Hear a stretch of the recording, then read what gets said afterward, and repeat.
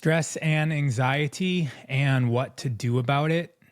This is something that I believe that we all face as humans because our body is formulated to keep us alive. And so from an evolutionary standpoint, we are biased towards paying attention to things that can harm us. And so a lot of times it's our body that's responding to stress and anxiety, even though logically we may have determined that there is no threat, our body is still going to respond. And when the body responds, it tells the mind that no, something is important and off. And so then it almost convinces the mind to change its perspective. And everything is about perspective. So if our perspective is interrupted by the body, then we will be convinced that we are in danger. And there's little tricks that we can use to get our body out of a state of anxiety. And there's a couple that I use. And it all has to do with breath. And breath from a yogic perspective is normally termed pranayama.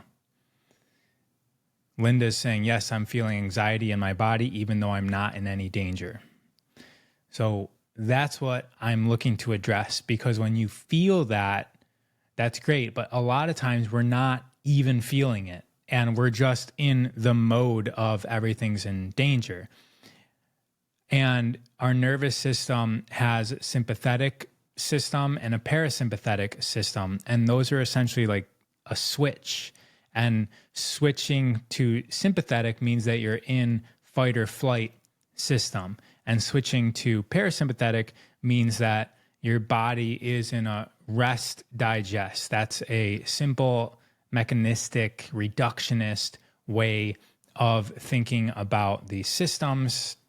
That's what I was taught in psychology at university. I've learned I feel anxiety when I'm not living in the now. Just read the Hindu yoga science of breath. So back to breath. Pranayama.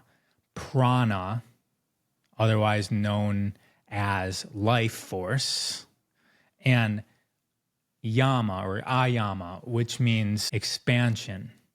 And so a lot of people translate pranayama to mean extending life. But it's right there in the actual word. It means expanding life. And that word expanding isn't really translated into English and even our programming, because we're not taught of the multiple dimensions of reality, of self, and of our mind and our emotional state. So by expanding life or life force, we are able to experience more of it. Maura, I think is the name, is asking if I've ever thought of doing a retreat. I've done retreats before. It's not necessarily my thing right now. However, I am going to be with the Human Garage crew on May 12th in Austin, Texas, and they're going on a world tour, so I might be joining along with them. Usually open up. I'm one of the opening acts for their day-long programs. Right, I'm worried about my dad's care. He has dementia and I've been unemployed, but I just got hired for a job. It's my thoughts. Yes, I'm creating worry. Okay, so somebody else said yesterday, a comment, I just read a comment, but in 3 sentences, she used words like, I need to, I don't like this, I'm obligated, I forget, but it was like all of these words, and you can see within the language that we use, the perceptive place that we're at. But this is beyond that. So I'm going to give you guys an example of something that happened to me that I could feel the anxiety in my body and how to get rid of it. So one example is driving down the street and we're on the freeway, my wife Caro and I, and she starts talking to me asking me to look at her phone at something. And in that moment, I missed the exit, right? And so like that triggered some sort of response to me because we were in a hurry also, which from my perspective was not because of me. So we're in a hurry. I missed the exit. Why did I miss the exit? Because I'm being distracted to look at something. So that triggers a response in my body. Okay. Now, for the sake of the relationship, and because I'm practicing this, now I'm presented an opportunity to observe this and be like, wow, that is interesting. Yes, we're going to be another 3 minutes late. And I know that it wasn't her fault that I missed the exit, but I'm responding, my body's responding as if it was. And the easy way to get rid of that is to then puke it onto the person in front of us who we think caused this anxiety. But that doesn't help anything, right? And so now it's like, how do we get this out of our body? And there's another example of like about to go on stage to speak, right? You feel the shakiness, you feel your voice a little bit not clear, and you can feel this before you get on stage. But logically, you know what you're saying. How do we get our bodies out of these states so that we can perform at our best? So there's one technique that I found in a book, I think it was written in 1912, called the Master Key System. And it's at almost the very end of this book. But the early 1900s had some amazing books. The Master Key System is one Charles Hannell, I believe, wrote that. This is before Think and Grow Rich. So Think and Grow Rich gets a lot of the popularity, but the concepts of Think and Grow Rich are in these books that were written like 20 years before. There's another book too called The Science of Getting Rich. Wallace D. Wattles, I believe, is the book.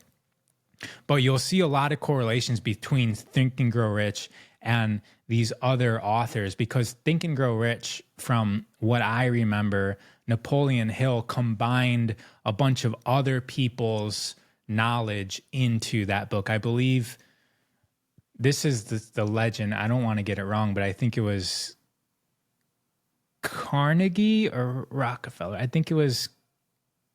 Anyways, I'm not going to retell that story because I don't know it exactly.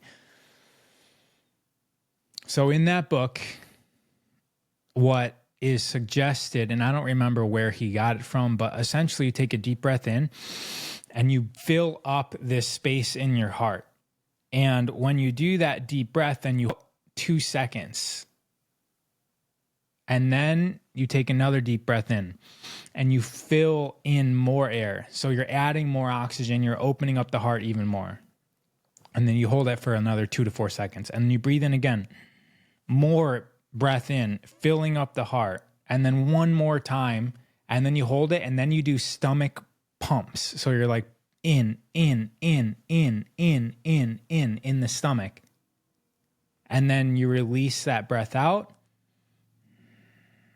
This is doing a lot with the organs, the vagus nerve. But if you're getting those jitters and that anxiety, you can do this very silently. You can do this sitting down in the audience right before you're about to go on stage. You can do this while you're driving in the car and you can feel your body responding about something. It's just a deep breathe in, and you can repeat this 3 to 5 times. And I found that this always works for me, and getting my body back to its resting position.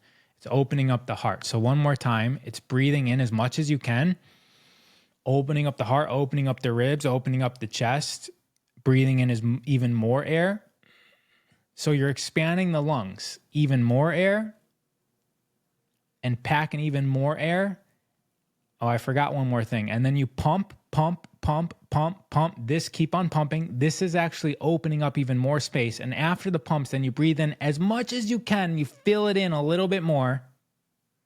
And then you release. So the first round through, I forgot, after the stomach pumps, then you fill in that space even more. So I'm getting a comment. Maybe if you're already in a better place, you might be able to do that. But if you're feeling extremely anxious, that sounds really intense and a lot of work. It really isn't a lot of work. It's a lot of work to listen right now because I'm saying the stuff really quickly. But if you're in an anxious state and you're breathing through your mouth and you're tucked over, and that's what happens when you're in a state of anxiety, right? If you're really in a state of anxiety, what happens? You shut down, you curl up into a ball, you go back to that fetal position, and you just start crying through the mouth. So this is essentially the opposite of that. We're slowing down the breaths per minute, and we're now opening up the opposite side. So yeah, it's going to be a journey. You're taking yourself out of that state. And force is a strong word, but it's essentially you guiding your body in the reverse direction that you're going right now. So when you start feeling yourself going into this, cramping in on your organs, cramping in on your heart, pulling your shoulders forward, that's all protection, right? We can train ourselves back to that. Now, this will take practice, and this may be difficult to start, but maybe not try it when you just got yelled at by your father, and it brings up that's like an intense situation. Maybe try it when somebody cuts you off in traffic and there's not any real danger, but you're feeling it. So instead of yelling and screaming at the person, if that's what you're doing, then remember this. This is a technique, and this is life. We can train our emotions. A lot of people don't realize that. The things that we do all the time, we don't realize can be adapted like a skill. It can be smoothed. It can be refined. I used to own gyms, and hundreds of people walked in my gyms, and 1 out of 100 people told me that they were trained how to run. I would say, who 1 out of 100, just giving an average, would raise their hand. So 3 out of 20, what is that? That's 15 out of 100 ran a marathon, but only 1 of those have ever been trained to run. And out of those that didn't run a marathon, they still run for exercise. But we don't get trained how to run. Running can be a skill that we can refine, just like our emotional states. We can refine our emotional states because the emotional states are impacted by the position of our body, by the health of our organs, by the ability for emotions to clear through the body. Emotions aren't bad. We're not trying to get rid of them. What we're trying to do is allow for the movement at a level, and we can look at it from an organ system or the vagus nerve being blocked or energy meridians coming through the chakras. We experience it first from a state of safety. Am I safe? And that's very root, lower base chakras. And we can respond from a very strong fear point of fight or flight. Like, do my legs need to run out of this position because the lion's going to eat me?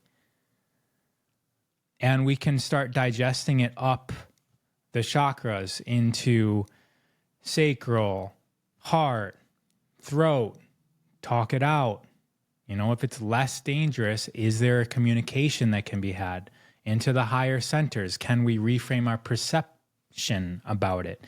And if that emotional energy isn't able to flow through that natural state, then we get stuck in one of those.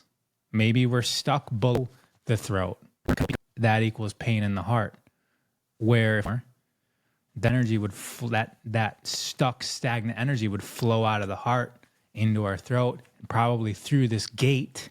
This is a gate, the throat. It goes narrower here, through that gate into our higher centers, where we can make meaning of it and create from that.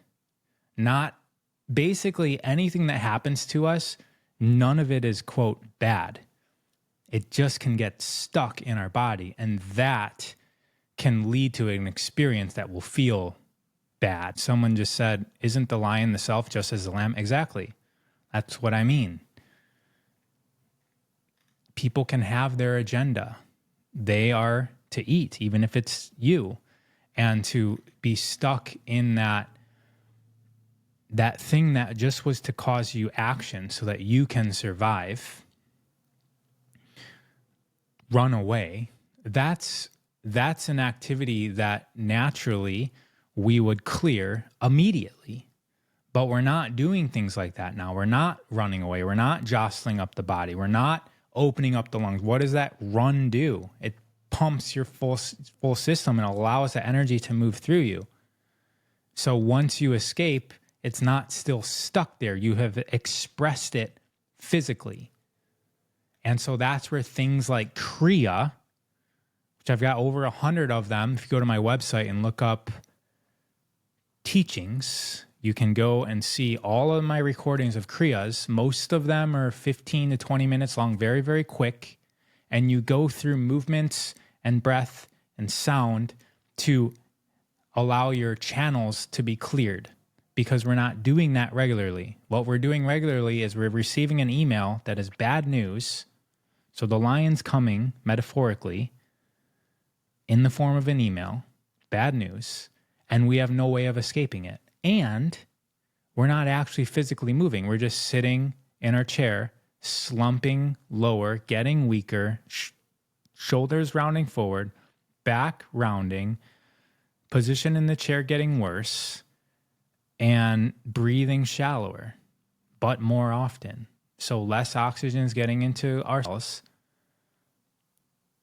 straining our eyes, and we just get more bad news and more bad news and more bad news and more bad news. And it's getting stuck and stuck and stuck and stuck. So that when we go watch our kids' soccer practice, we're experiencing that soccer practice from the same energy as all of those metaphorical lines that came to you in the form of bad news through an email.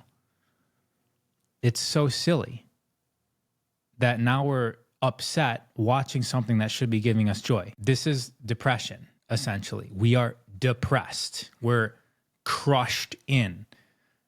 Reality is putting more pressure on us than we have an ability to express into reality. So I already gave one.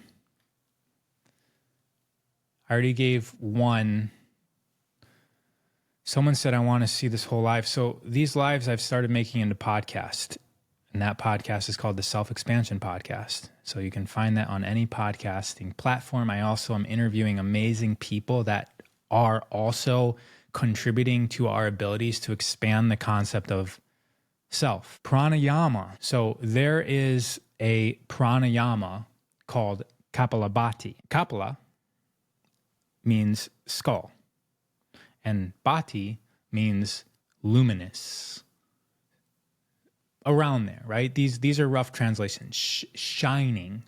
So skull shining breath, Kapalabhati, is a breath that illuminates the mind. So we're talking about being depressed. We're talking about the emotions being stuck in the body. Illuminating, lighting up the higher centers is going to also be similar to what I was saying before with changing the posture. This is going to be lighting up the energy system. The way that we light up the skull with Kapalabhati is we use the diaphragm. So the diaphragm is also another gate like the throat. So the throat blocks off a lot of energy from flowing through if we're not expressing vocally. If we never speak our truth, that energy gets stuck from heart down. If we're not expressing our breath, then that energy also gets stuck down below. So Kapalabhati is a breath work that some breath work practitioners says is different than breath of fire, that they're slightly different. Same thing. Translations don't exactly happen, but we're going to say that breath of fire is the English translation of Kapalabhati. And breath of fire is essentially taking your diaphragm and pulling it in. You're focusing on the exhale. The exhale, what does the exhale symbolize? Release. Why are we releasing? So that energy stuck down there, giving us anxiety and stress, can come through. Now, here's the crazy thing, is that if we don't accept this, we don't allow ourselves to be granted the benefit from it. So if you're listening or you're trying these techniques and you're like, there's no way that can work, well, then there's no way that can work. You're very rarely going to receive something that you don't feel like you deserve. On the other end of that, if you've done practices like breath of fire or yoga or pranayama, and you don't really understand, you never really comprehended the totality of why this is working, now I'm giving you some of the why, and sometimes that helps even more. So breath of fire, the diaphragm's coming in on the exhale. We're going all through them to the nose. So that diaphragm coming in on the exhale, that it should feel like you're punching your spine with the skin of your abs is pulling back and hitting your spine. And if you do that one after another, all you're focusing on is the exhale. And what that can also be like, just to train you, is like a dog panting. So if you panted like a dog with your mouth open, right? And you can even see a dog is exhale, exhale, exhale, exhale. And the inhales are happening automatically. And then you just close your mouth. So you go from panting like a dog to closing the mouth. And the rhythm can change. I was going a little bit fast there. You can go slower. The inhale happens on its own. It happens automatically. Once again, remember the intention. Skull, illuminating breath. And this is studied with westernized, mechanistic, reductionist science, and it is superficially, they say, proving, but it's really validating what was already known. It's a remembrance of what's already been known. But in the West, we like to validate things with our charts and our machines, and we reduce things into singular plot points, and we see if there's statistically significant changes based on change. What I meant to say is statistically significant results based on what we change. So there's an action and there's a result. Those aren't the words I'm looking for. I'm looking for something else. Cause and effect. Those are the words I'm looking for. There's a change, there's a cause, and there's an effect. Okay. I've got another question which I'll answer. I just want to continue on the breath of fire. So that breath of fire, just doing that, try it for 90 seconds. Some counter indications for that. So pregnancy, I'm not recommending doing it with pregnancy. And also moon cycle, because we're moving energy up, like we're forcing that energy up to shine the breath. Moon cycle is releasing energy down, so it's counter.